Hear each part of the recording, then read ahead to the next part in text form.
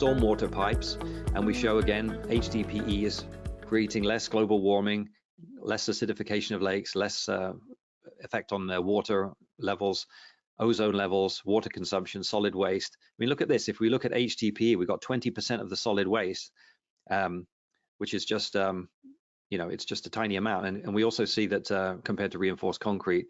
And so these other materials, they use vastly more material, vastly more energy, vastly more of everything.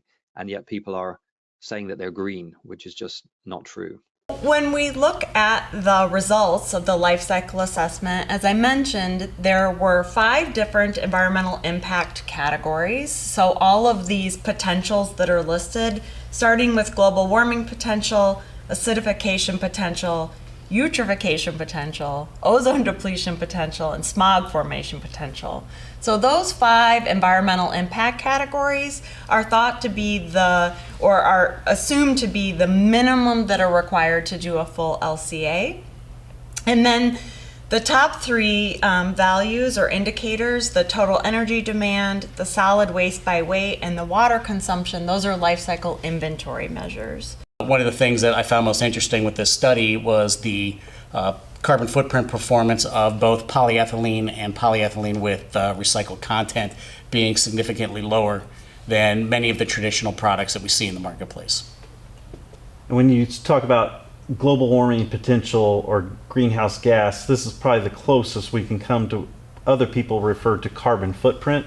Would that be correct? Yes, that's, it's the greenhouse gases are more than just carbon, but it typically are viewed from a carbon perspective. And so that is what is referred to as carbon footprint.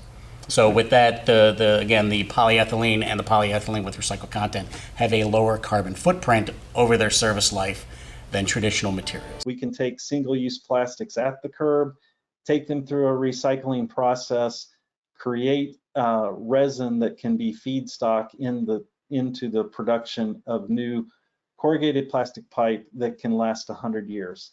And so that's the story we have to tell. Being black, we can take all colors and integrate them in. And so we aren't concerned about the various colors of plastic. We do use post-consumer a lot. We sometimes can use post-industrial, but obviously post-consumer is more consistently available. So both plastics are used in the production, and if we add that up on an annual basis, our industry is using over 600 million pounds of recycled resin in corrugated plastic pipe every year.